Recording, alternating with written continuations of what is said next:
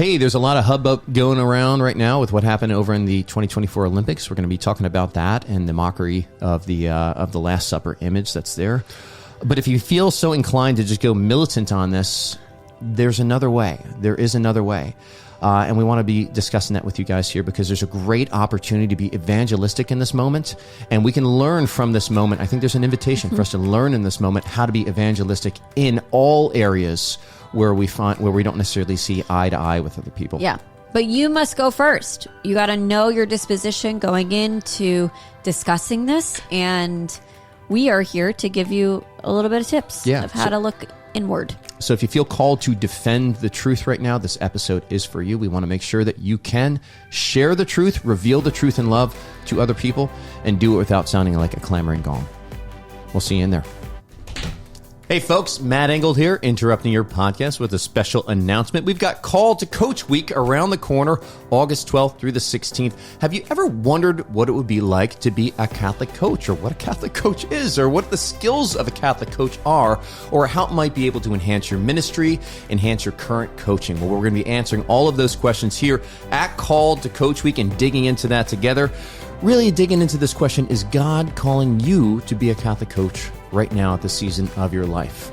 If you ponder this, if you're wondering this, you want to know a little bit more about what your life might look like as a Catholic coach, then join us at Call to Coach Week. Again, going August 12th through the 16th. All you got to do is click the link in the show notes, sign up. We will see you there.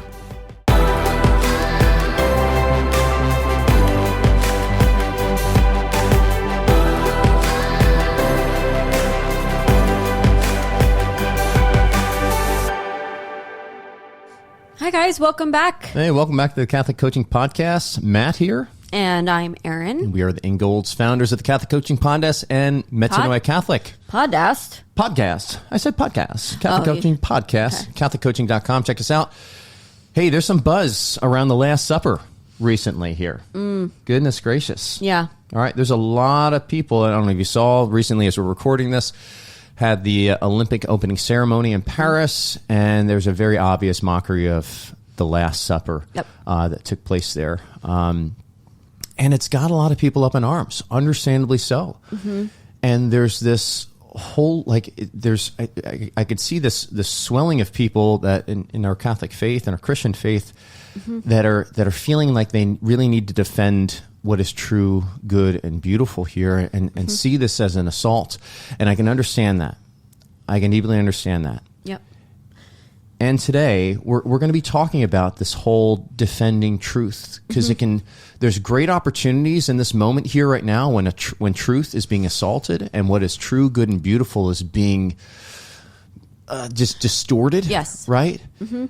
And then there's a response. We have an opportunity to respond. And there's ways that we can do it that can put up further walls or open up deeper conversations. And we're presuming here that we want the latter. We want to take the opportunity to witness and evangelize here. Yeah.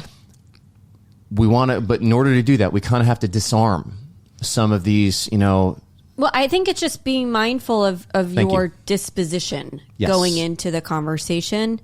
And like Matt said, rightly so. Like there is a scandal that happened and you're kind of like responding and you're kind of like, ugh, like you don't really know. And this is how we talk to our coaches all the time. Like you have to do your work first before you actually even approach it. Because if you're going at it from like this really messy mind in a reactive state, I don't know if it's going to help anything. If anything, it might perpetuate some beliefs in your own mind, and it's more of that us versus them type of thing. Once, you guys know me, I love like talking about spiritual warfare and all that stuff, but we are not in, we are working against the principalities and powers of darkness here. We're not working against the wounded people who believe this stuff. And to make that distinction, I think is very helpful. Yeah. Yep. Okay. So, and yes, I do believe that there are some wounded people who have very insidious plots, and they will have to answer to that at the end of their life. And I get to choose how it affects me. Okay. Yeah. And God still loves them. Right. And so this podcast are really going to be focusing on, like, we're inviting you to kind of ponder a little bit of your own disposition, perhaps in reaction to this event that happened, or even just other events where you felt very kind of compelled, like you needed to speak the truth. You had to just yell it to the person in front of you, and really grow an awareness of what's coming up in you, understanding it a little bit, and then with that, identifying if the actions that it's inclining you to do, the things it's inclining you to say, are really helping you to evangelize, grow in love, right? Or are we showing up as a clamoring gong? Right. Because we get to own that, and that is our work to do. And so this is us doing our work right alongside you here. We're inviting you to do this as well, because we need, the church needs Christians showing up in love. Yep. Okay, cool. Here's a thought I've heard a lot of people say recently, but also in the past. Like, I've coached a lot of people on this. And it is this: I have to defend the truth. Okay. I have to defend the truth. Like I said, I've heard this come up a lot. And I do believe, so one of the things that we do, and you guys probably, if you're new to us, wonderful, hi, welcome. But if you have been with us for a while, you know that we train Catholic coaches, Catholic mindset coaches. And one of the forefronts that we train people on is that spiritual warfare of the mind. Okay. Part of knowing the spiritual warfare of the mind and how to navigate that spiritual warfare of the mind and become a mindset coach that does that well, you have to know the tactics of the enemy. All right. There are two types of belief systems, obviously not an exhaustive list, but these are the ones that probably come up the most in coaching. And number one is lies, obviously. Like, this is most obvious. You know, he's the father of lies. And so lies, meaning a thought or a belief that's not fully true, a belief that hasn't omitted any important information, a belief that isn't absolutely true, meaning it's true all of the time. But you're holding as a universal truth. Right. Yep. Even words that you use that are out of context, right? Yep. Or aren't being used appropriately, right? So the definition of the word is untrue. Okay. So that's one. The second one is rotten fruit thoughts. Okay. These are a little bit more subjective, right? They're not as facty as the first ones.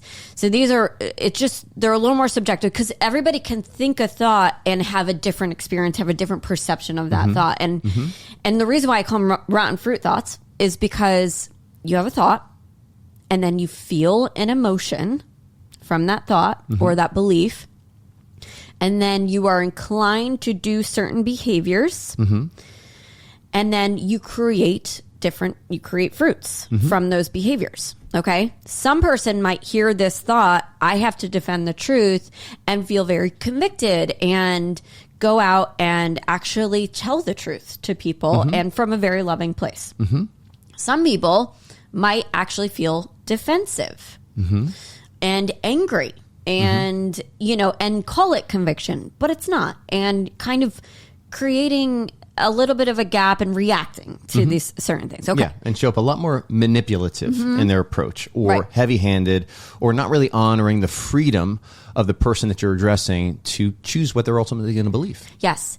Here's another important point about the second belief system, this rotten fruit belief system. Sometimes there is truth in them.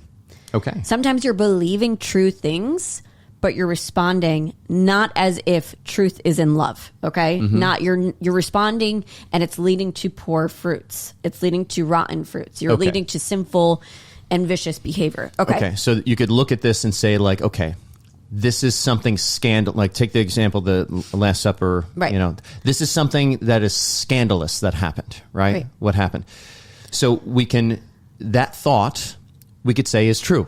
Right? If we look at the definition of scandal, or there's a mockery of the Last Supper that's took place here, we can look at that and we can say, by definition, fact, that's an accurate depiction of what happened.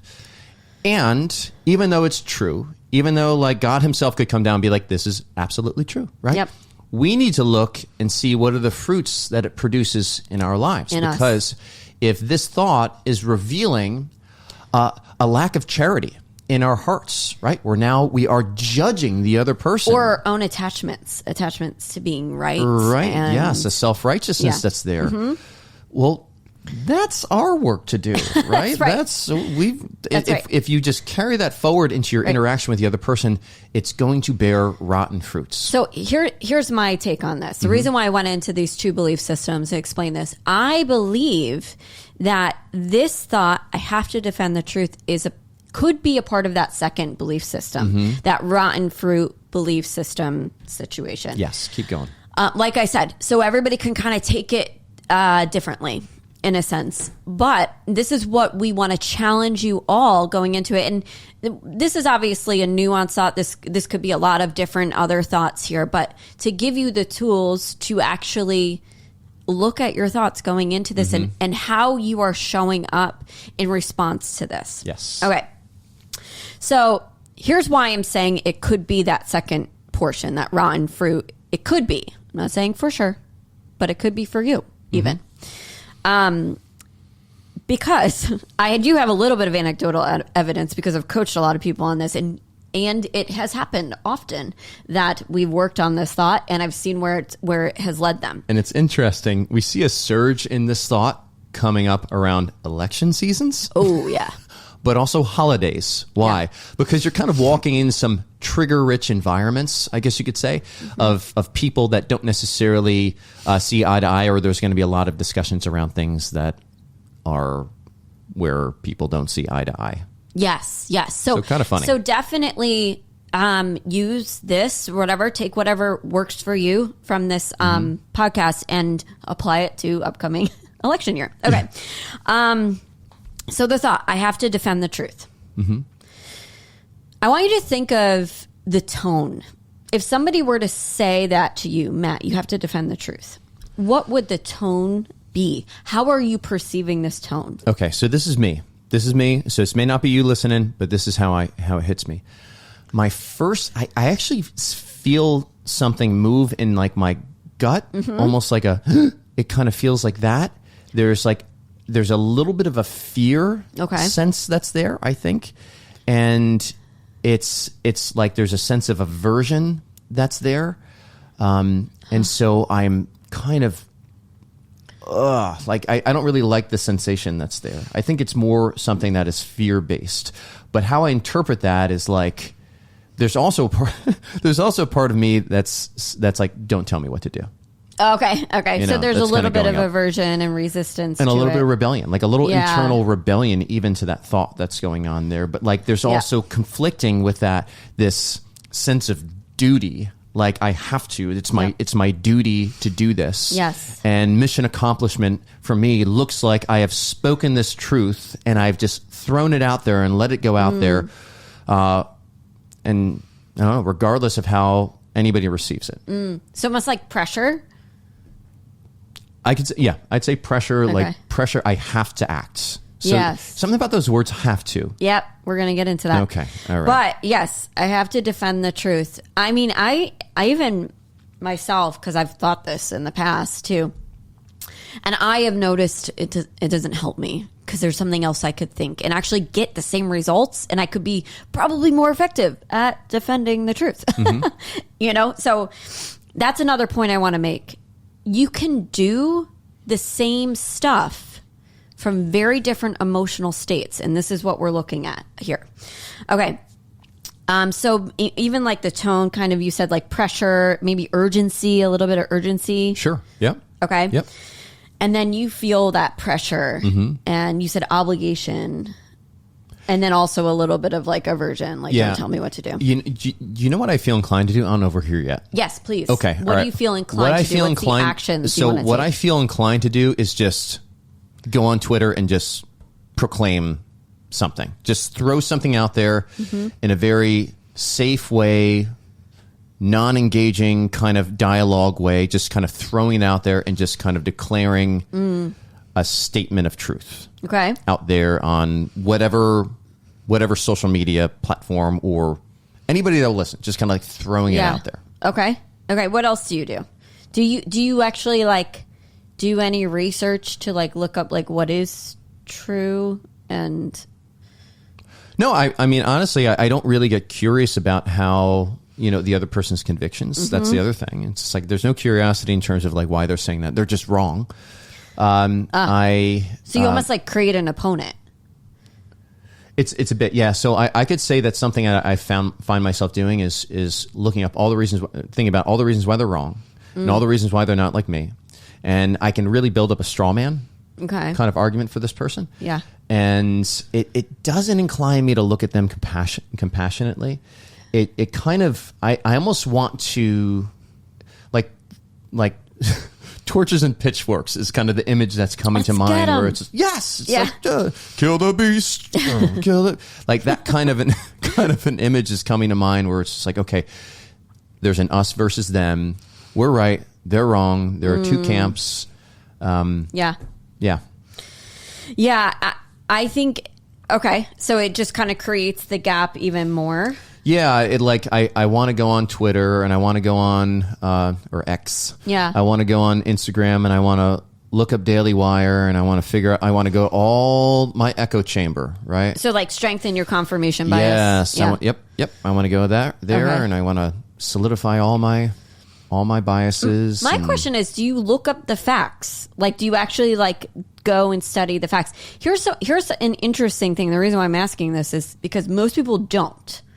And like when we talk about what truth actually means, truth is there are facts that are involved in truth. Okay. Right?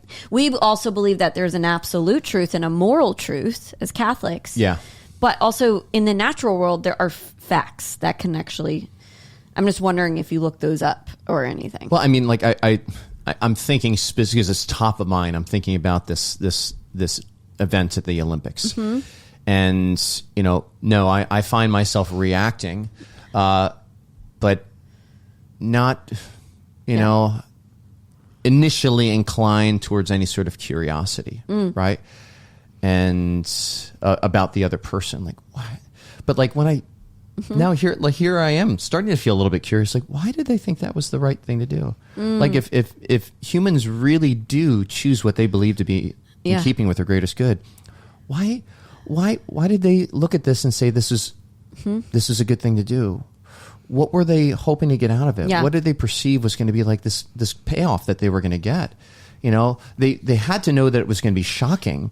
What's the benefit of that shock? What are they hoping to accomplish? And it gets me wondering about these people. It's like, I wonder if they just they desire to be seen, they desire to be known, and kind of going in a different path here. You're actually going the right way. Oh, thank you. I think. Thank you. This is my opinion. I've been getting coached for a long time now. Lots of journaling. But I want to show you something. Mm-hmm. The original thought, because something shifted there. One from kill the beast to what is going on? Right, exactly. And I want to slow that down because you went too fast. Thanks. And I'm just saying, like, that's okay because you have been coached a lot. But I'm just really good at this, guys. I think what happened was there was a mindset shift that happened there. But I want to kind of go back to reframing this belief, okay? Mm-hmm. All right? Because I think you jumped ahead. Okay. So there's a couple, the kids say these days, there's some words that are a little sus. A little, some terms and words a little sus in this which I believe means suspect or suspicious. You sound like such a narc. I know. What is a narc? Those are the guys that like are pretending to be cool. They're the ones that weave their ways into narcotics, groups, and they happen to they're cops and they're trying to use the lingo. Yes. And it's just like, Well, okay, here's the thing. I am cool and I am young. Totally and I cool. don't need to be. Okay, anyway. Sorry, so a little cringy. A couple words are suspect, suspicious, in this sentence. And you picked up on a couple. So let me just break this down. We're going to do a quick reframe. All right. This is one of my favorite things to do as a mindset coach because words have power. And the words that we use actually create a lot of the fruits. Words become flesh. That's right. Words become flesh. So let's do this. The sentence is, I have to defend the truth. Mm-hmm. You picked up on the phrase, I have to. Don't like it. Don't like it. It could also be, I need to. This is another form of this phrase, right? Don't like that one either. Or I'm obligated to. Ooh, hate that one. Okay. See? All right. These are all phrases that lead to unnecessary pressure that we put on ourselves. Mm-hmm. Okay, it's so crazy because it's very much like you have to do this, right? Think about the emotion that you feel. Yes. It's imposing. It doesn't really feel like I have freedom to say yes or no. And we as humans, guys, we have this almost like if you're taking my free will from me, like interior detector, right? We're not like great at being lie detectors naturally because we always like wish the best and want people to not lie to us. But we know when somebody is trying to impose something against our free will, and we will fight back. So that explained the resistance that you felt, that aversion, but also that pressure, that unnecessary pressure. Whoa, do I have to? Because when we say something to ourselves, we respond. Right? So like, I have to defend the truth. So I would switch that phrase. Okay? I think we believe that these beliefs, like, or this phrase, I have to or need to, creates conviction. I think you're wrong if you think that. Yeah. And I actually think it creates pressure. And we think that it's true, but it's actually a lie because we don't have to. That's right. Like we actually don't have to. Yes. And it's a beautiful, here's another thing. It's a beautiful intent to want to defend the truth, but that's a different phrase. It creates a different energy. Right? Yeah. I have to versus I want to versus I want to, I want to. Or I get to. I get to. I'm drawn to. So, yeah. Okay. So reframe that first segment of I choose to defend the truth. Another word that's a little sus for me is defend. We were talking about this earlier. I know. And I mean, like, think about truth. Think about Jesus Christ as truth. Yeah. Right? Does God need us to defend him? Does Jesus really need us to defend him? Like, is he like somehow lacking? And it's just like, oh man, I'm totally vulnerable here if somebody doesn't step in and defend truth. Like truth might be damaged, right? Yeah. It's at the end of the day, truth is the one that wins. It really, I mean, if we don't believe only 100% that, of the time, yeah. Right?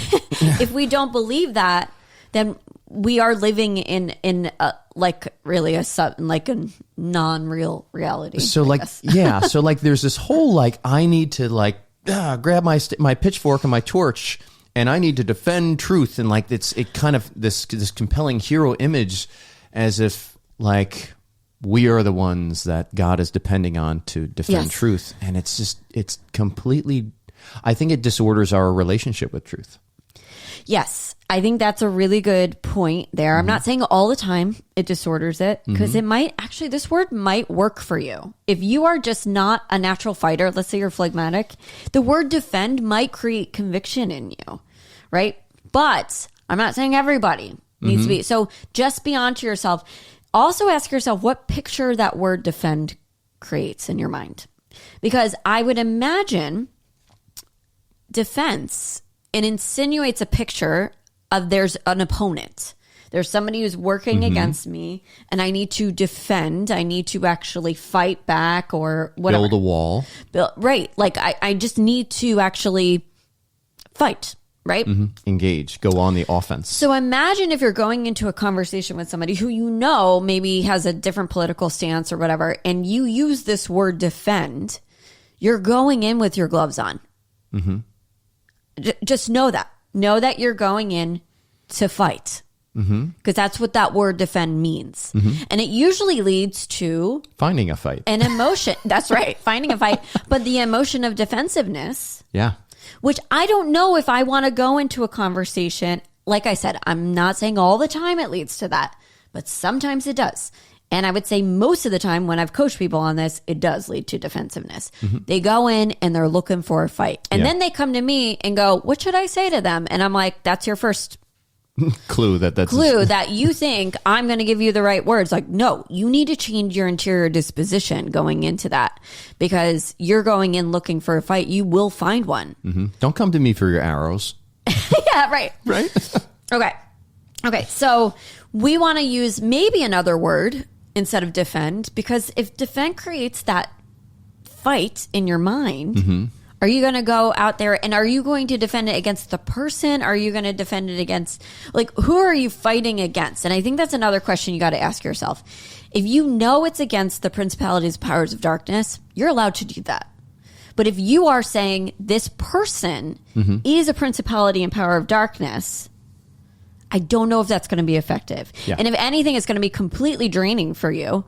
Going into it, you're probably going to be ruminating in your mind and going over, what am I going to say, all this stuff. It's just like all of that energy could be going to something else. Yeah, like seeing the person. You will fail to see the person. Yes. When you go in with that disposition. Because like Aaron said, if we have the enemy wrong, right? And like it's literally the enemy is the devil, right? We read it even in today's gospel. The devil is the one that sows the bad seed, right? Yes. He's the enemy, right? They are believing lies. People out there are believing lies. With the best of intentions. They are not your enemy. They are believing lies. I think that's so huge. I always think of Abby Johnson. Yeah. You know, her whole story is like going in and helping people who work in abortion clinics like to leave. Right. Because she was that. And she said, I was believing a lie. And I know that they all are. And that she's very successful at that because she knows that disposition going into that. She went in as like, you're all wrong. Like everybody in here is wrong. It's not untrue. You're right? It's not untrue, but I don't think that's going to be at all influential. At the end of the day, what's your goal? Is your goal to give truth in love? Don't forget that second part. And actually influence conversion? Is that what it is? Because you are going about it wrong if you're going and looking for a fight. Yeah, oftentimes people choose the lies because it's the best image that's ever been presented to them. But imagine if the best image of goodness that's ever been presented to them. But imagine if, I get excited thinking about this, okay? I was looking up Google Trends this morning, and there has been a massive surge in Google Trends in the last 3 days that you can see this gigantic spike in the Google search term, the Last Supper. So think about this. I think of Joseph, Old Testament Joseph in Genesis, turning to his brothers and said, I know you intended to wish evil upon me, but God used it for good. God intended it for good. Like what is happening right now is there are a bunch of people that are now stumbling across, perhaps for the very first time, this true beautiful image of Leonardo da Vinci's The Last Supper. And they're looking at it and perhaps, we can only pray, but perhaps this is becoming a new source of contemplation for them. Perhaps they might be drawn into the deep mystery that is being depicted in this beautiful classical work of art that has graced so many people's homes, and perhaps it's an opportunity for even a renaissance for us to renew our own contemplation of this beautiful image and the mystery that's captured therein. Seeing this even coming on the heels of the Eucharistic Congress, like literally happening a week before, which is all about bringing into awareness the gift of the Holy Eucharist. The Last Supper is the celebration of the gift of the Holy Eucharist. Yeah. Like the connections here of what's actually going on from a divine perspective. It's amazing here, folks. If we have eyes to see it, but if we have our defensive goggles on in the way that we're approaching this and our fighter gloves on as we're approaching this, we are going to miss the opportunity, and we're actually going to turn it into an opportunity to create further division and push people further away. There's great, rich opportunity, Catholics today. Don't lose. Don't miss this opportunity. Yes. I'm so glad that you brought that up because that's such a tangible example of what's happening. So if we go back to this word defend, and if you decide, I do kind of feel like I got my gloves on a little bit, I'm like, let's go in the fight. And like we said, know your enemy, because that's another way that the enemy, steers you off is, fight them, more division. Yes. Good. But, right. That's when it's like, I hear at Lord of the Rings when they're looking at it, and you hear Saruman's voice being they're just all fighting and everything like that. Yeah. Enemy orientation starts with that. So instead of using the word defend, if you're like, I don't really like it, you could use other words like preserve, find, discover, deepen, know more. Exactly what Reveal. You're saying. Go in like if this is something that's driving you crazy, this whole Olympics thing, go and look at the real image. Contemplate it. Go deeper.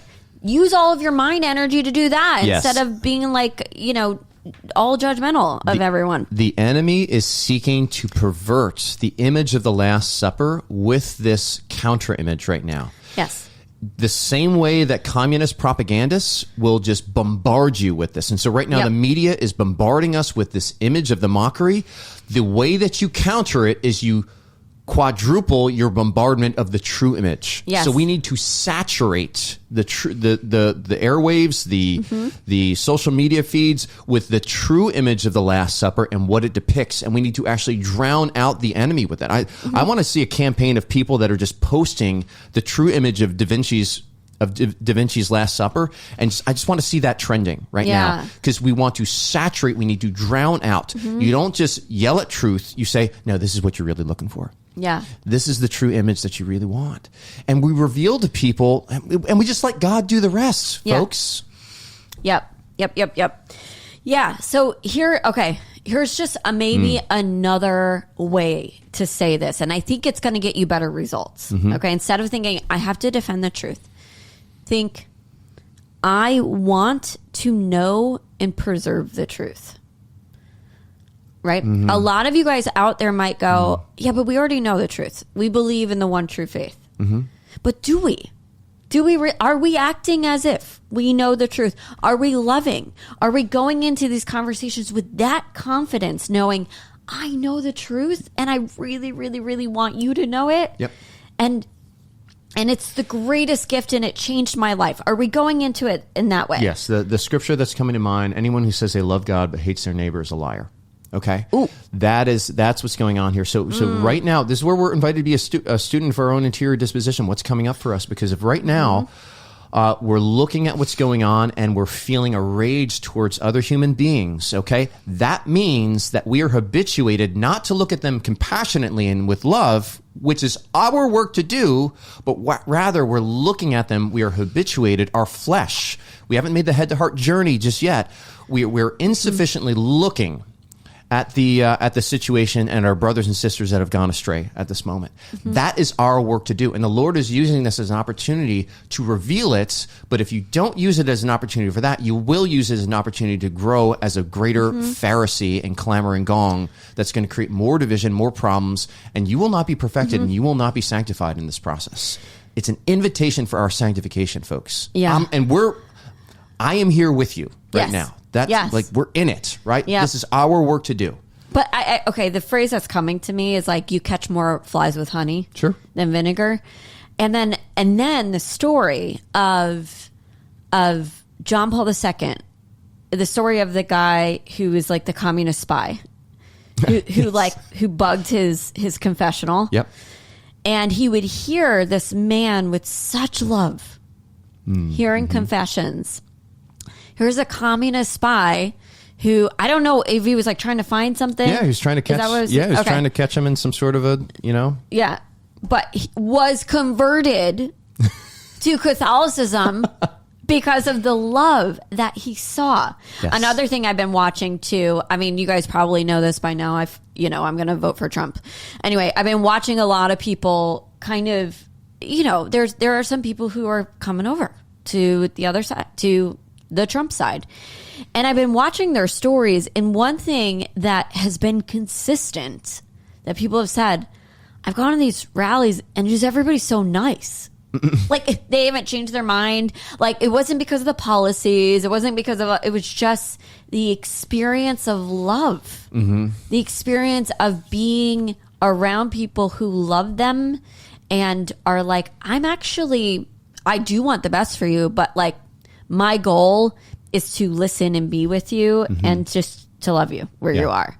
It's not I don't have an agenda to like come in and try to change your mind, even though I kind of want to, you know, because I want you to experience what I experienced, but I know that that's not going to work if I'm forcing it. Yes. Like it just doesn't work. Yeah. I think it was C.S. Lewis when somebody asked him, fact check me on this. Yeah. What's the argument against Christianity? He says, other Christians.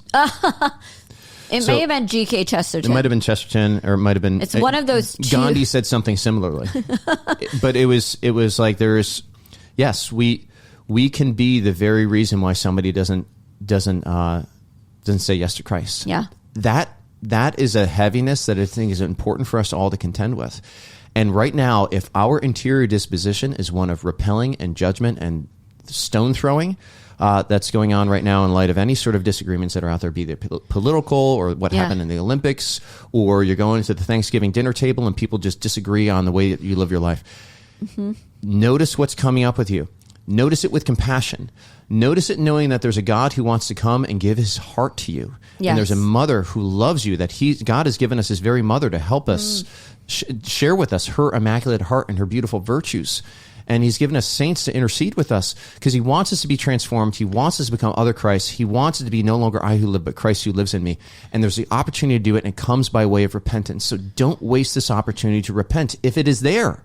Or don't waste this opportunity to rejoice at what God has done in your life. If you're looking at people right now and seeing through the lens of love, and you are just loving, glorify God with gratitude in that moment. Here's another thing too that I'm thinking people might be thinking. What if I'm meant to be a prophet? Like the Old Testament prophets had to say the hard things, to the people. Like, what if God's calling me to do that? Here's my response to that. If you know the prophets, most of them were trying to avoid this. They weren't doing it to be justified. They weren't doing it to, in fact, most of them were trying to run from this message. They were like, Lord, really? Me? No. Mm-mm. We could argue that Jonah had maybe a little bit of self-righteousness in him because he was really pissed off when Nineveh didn't get destroyed. Completely. He was, but he also ran. He also ran. He did. He did. Right? And this is what I'm saying. This is my point. Like, my point is, if you are supposed to be a prophet, if God is calling you to prophesy and tell people the hard truth, chances are it's not going to be to justify your own anger. Mm-hmm. This is what I'm saying. Is like, usually it was difficult for for the prophets. Yes. So if we're going to come back to this belief and maybe a reframe of this belief, we know we don't want to use the words have to, need to. They don't really work. Or these big emotionally charged words like defensive. Yes. Or that has like this visual of like, it's a big fight. We're all going in with our gloves on, But instead, and still, here's the thing. You can still uphold truth at the end of it. This is why I paused and said, like, you could still do the actions that need to be done, but you can do them from a very different emotional state and not have it be defensive. You could do it from like a generous state. Yes. That's a cool one to play with, or curious. Yes. Or loving, Well, I love even just asking. So we can start with the statement, but we can also just start with the question. Yeah. And that's another way of reframing. It's just like, okay, I know I want to look at this from a loving lens. And so the question you might ask is like, how can I look at this from a loving lens? Yes. How can I look at this from a place of love? Or I want to understand this perhaps from like a divine perspective, or like really what's going on in the world. And it's just like, all right, Lord, can you reveal to me like how are you seeing this situation here? Yeah. And allowing the Lord to give you that word, his interpretation of what's going on, because that's the word you want to make flesh here, folks. Like, right. We're very bad at picking our words.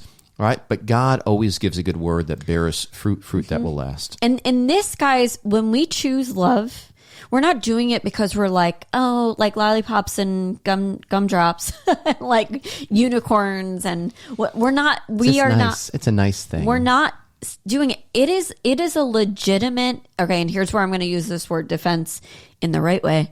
It is a legitimate defense in the spiritual warfare. Okay, because the enemy would love it if he took you down too with this. And that looks like you reacting out of a vicious form of anger and self-justification, self-righteousness. Like, he would love it if he could take you down with this, because he knows that you know the truth. He knows that you've adhered to the one true faith.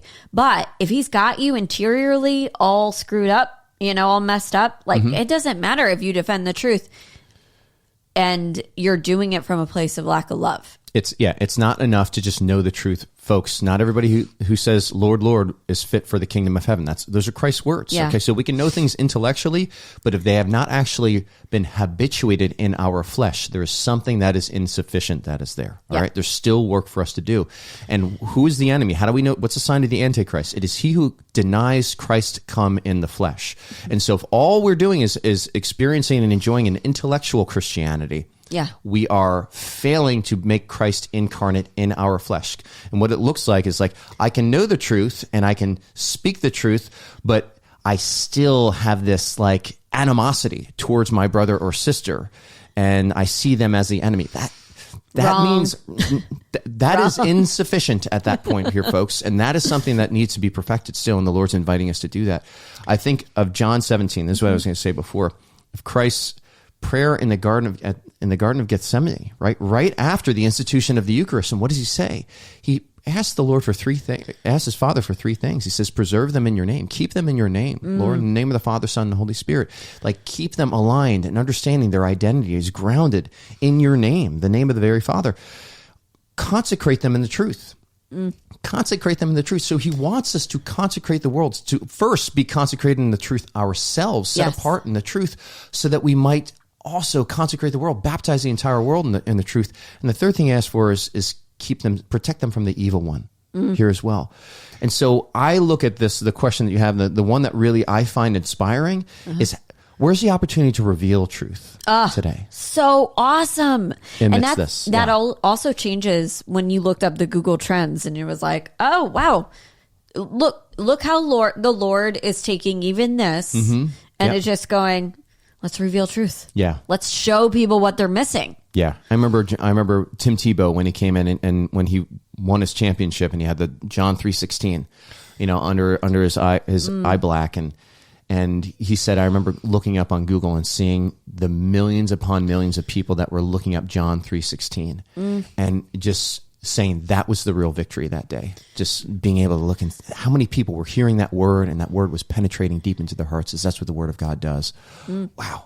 There's opportunity here, folks. People are, Last Supper is trending right now. What are you going to do with it? Yeah, explain it. Explain it to people. Like, pray with it yourselves.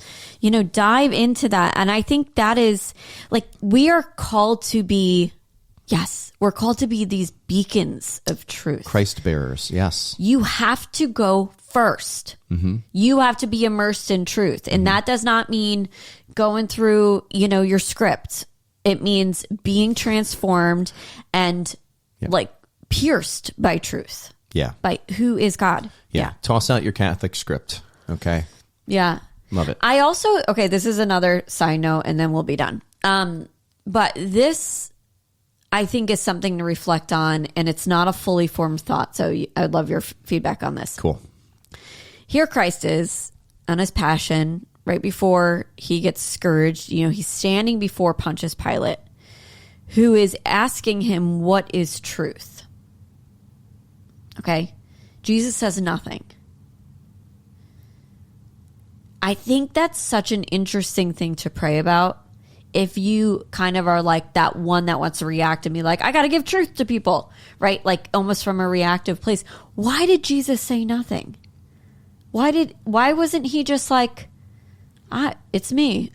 I don't know. Like, allow him to just receive it in whatever way he was, and obviously Jesus he knew the heart of Pontius Pilate, but like, and he certainly did respond, later on and be like, yeah, you're the one who says I'm a king. Yeah, like my kingdom is not of the world. So he like started he was teasing it out, so to speak.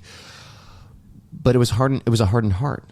Yeah. Right? It was just like he had such an opportunity. And this is where we believe, folks, that every single person will have in some way, shape, or form the gospel witness to them and an opportunity to say yes or no. Yeah.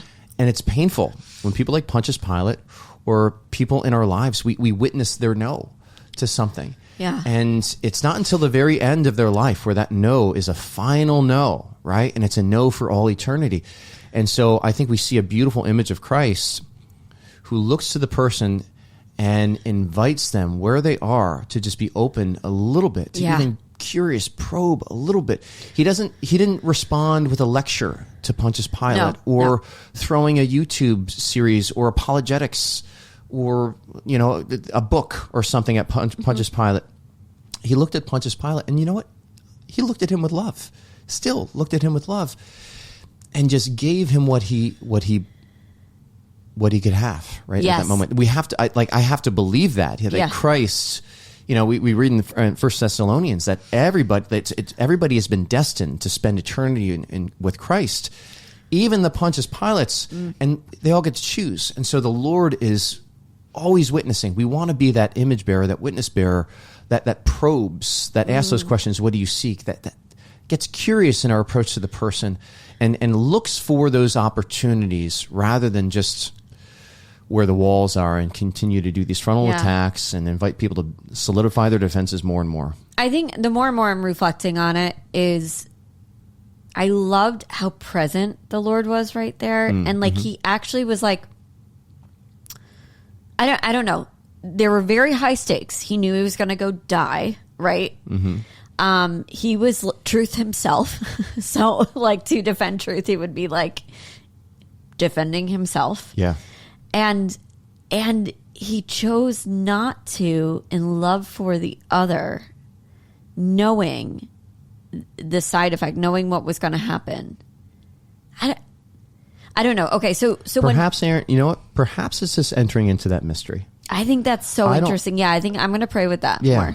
Maybe that's it. And maybe there's an invitation here as well for anybody who's listening, just enter into that mystery of Christ before Pilate, or before the Sanhedrin, or just Christ throughout his passion, knowing what people truly needed, knowing what they needed to hear, but also there's this balance between knowing that their hearts are free and they get to choose ultimately.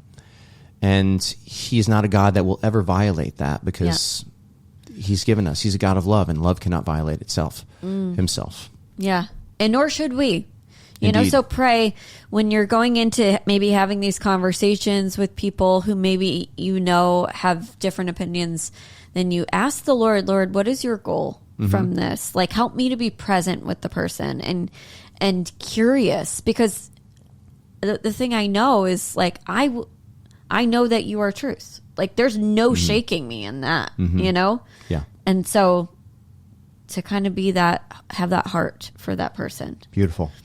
Hey, folks, if this is something that's been helpful for you, especially share it with other people. I invite you to share this episode with people, especially other people that are longing to just share the truth. Maybe some people that are a little bit fired up about what happened also with this, what happened over the Olympics. And just you want to invite them to this has moved you to kind of shift your disposition, or shift your perception, or see it more as an opportunity. Invite other people to see this more as an opportunity, because it is an opportunity here, folks, for us to really step out and take advantage of this Last Supper trend that's going on right now, because there's something beautiful that's at work here. And God allowed it to happen because he intended it for good, for our good. And we have to believe that.